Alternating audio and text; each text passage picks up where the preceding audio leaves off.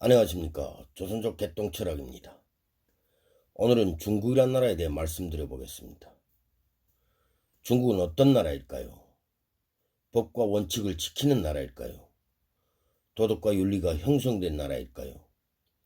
이념과 사상은 보편타당할까요?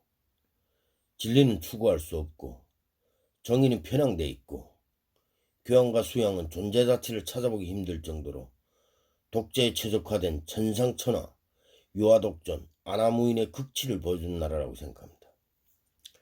나는 이런 나라에서 태어났습니다. 하지만 그때는 이런 나라에 사는 것이 지극히 정상인 줄 알고 살았습니다.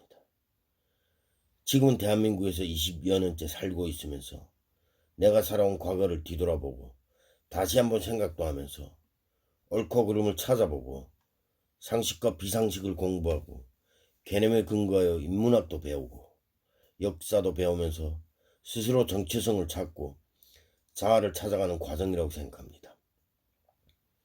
내가 태어난 시기에는 사회가 혼란하고 추잡하고 비인간적인 시기에 태어나서 인간으로서 보지 말아야 할 것들을 너무 많이 보고 자랐습니다.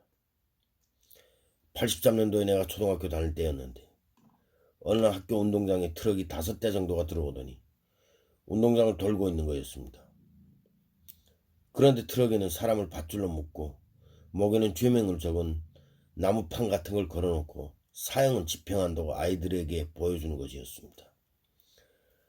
그리고 트럭은 운동장을 5바퀴 정도 돌고 밖으로 나가 뒷산으로 향했습니다. 그 다음에 애들이 그 트럭을 따라서 사형 현장을 구경하려고 구름대처럼 몰려왔던 것이었습니다. 가까이는 아니더라도 조금 떨어진 곳에서 사형을 구경할 수가 있었기 때문이었습니다. 그런데 그 어린 나이에도 이건 뭐지? 왜 이럴까? 뭐가 맞는 것일까? 하는 생각이 들었던 기억이 나는 것 같습니다. 그런데 이것보다 더 충격적인 것은 조금 더 시간이 지나서 초등학교 6학년인가 이때 어느 날 학교 운동장에서 놀고 있는데 어떤 사람이 버스에서 내리더니 축자고 냅다 달리는 것이었습니다. 그런데 그 뒤로 경찰이 버스에서 2명이 내리더니 막 소리치며 쫓아가면서 총을 난사하는 것이었습니다. 하지만 살고자 뛰는 놈은 끝내 잡지도 못하고 사살도 못하고 놓쳐버리고 말았습니다. 하지만 여기서 중요한 것은 그 사람이 좀도둑이라는 것입니다. 하나 좀도둑을 잡으려고 사람이 사람을 사냥하는 것처럼 뒤에서 쫓고 소리치면서까지 몰이 사냥을 한다는 것이 아직도 머리에 생생히 남아있다는 것입니다. 그때 당시 나는 어린 나이임에도 인간 사냥을 한다는 생각이 공포와 충격으로 아직도 꿈에 나타나곤 합니다. 하지만 이러한 비인간적인 상황들이 무엇이 잘못되었는지 아니면 무엇이 맞는 것인지 중국에서 사는 사람들은 스스로 생각하고 판단하는 지성이 존재하지 않는다는 것입니다. 단지 그냥 이분법 판단으로 나쁜 놈이라서 달아나고 정의로운 경찰이라서 쫓아가거나 사살을 할 수 있다고 생각할 뿐이라는 것이죠. 이렇듯 중국은 인간을 인간이라고 생각하지 않고 국민을 국민이라고 지정하지 않고 인민이라는 포괄적인 개념으로만 정의를 내리고 국정에 관해서 인민은 절대 참여권을 허용하지 않고 단지 중국이라는 공산당이 살고 있는 국가에서 모순살이만 허용하는 처참한 삶이라는 것입니다. 이러한 사실을 중국인들은 인간적으로 받아들여야 하는지 아니면 비인간적으로 받아들여야 하는지 절대 모른다는 것입니다. 그냥 우리에 갇혀있는 동물 마냥 주면 주는 대로 먹고 시키면 시키는 대로 하는 생각 자체를 할 수 없게 만들어버린다는 것입니다. 나는 세상 사람들이 인종에 따라 모두가 다른 생각과 다른 행동을 하는 줄 알았습니다.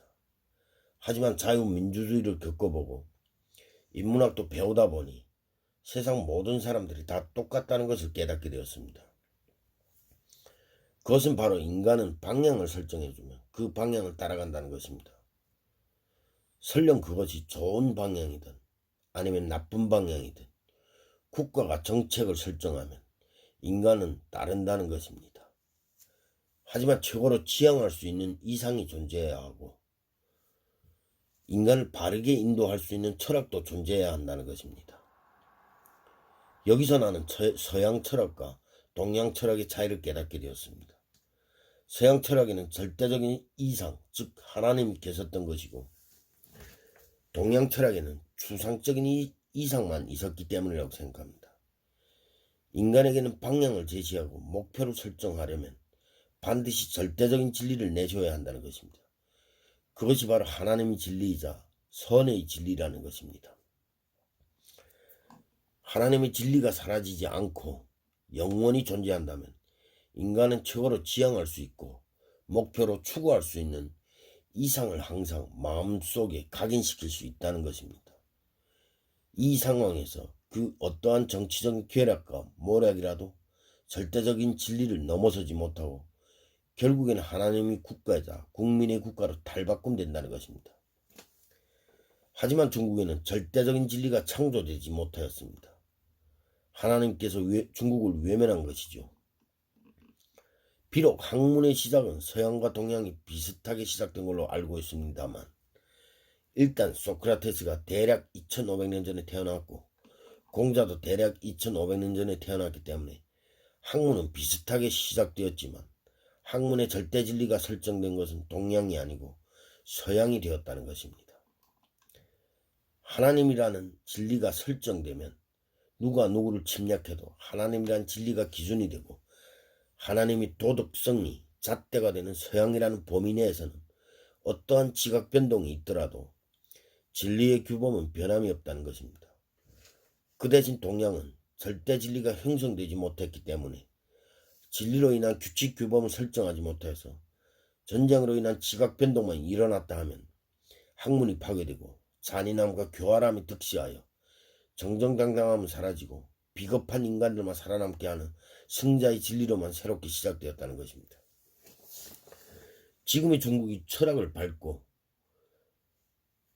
발로 밟고 다니는 것이 바로 진리를 설정하지 않고 하나님을 부정한 대가가 아닌가 싶습니다. 감사합니다. 오늘은 여기까지 하겠습니다.